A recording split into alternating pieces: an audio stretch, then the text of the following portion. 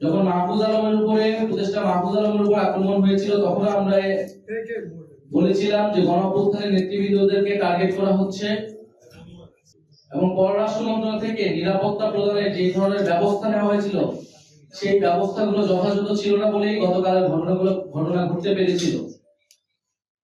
ফলে আমরা এর নিন্দা এবং প্রতিবাদ জানাচ্ছি এবং সরকার এবং পররাষ্ট্র উপদেষ্টার কাছে জবাবদিহিতা চাইছি যে সরকার তার সফরসঙ্গী হিসেবে ডক্টর ইউনূস তার সফরসঙ্গী হিসেবে রাজনৈতিক নেতৃবৃন্দদের নিয়ে গেলেন, সেখানে আমাদের যাওয়ার কথা ছিল না।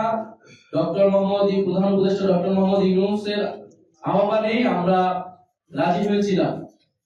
সেখানে তাদের সম্পূর্ণ নিরাপত্তা এবং সম্মান নিশ্চিত করার দায়িত্ব ছিল সরকার এবং প্রশাসনের, সেটি করতে তারা ব্যর্থ হয়েছে। দ্বিতীয়ত, এটি কোনো বিচ্ছিন্ন ঘটনা নয়।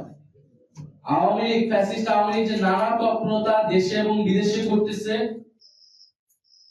দেশকে অস্থিতিশীল করা, গণঅভ্যুত্থানের নেতৃবৃন্দ, শহীদ পরিবার এবং আহতদের লক্ষ্য করে তাদের আক্রমণ করা, সাইবার জগতে তাদের নিয়ে নানা নেতিবাচক এবং প্রোপাগান্ডা ছড়ানো, এই সকল কিছু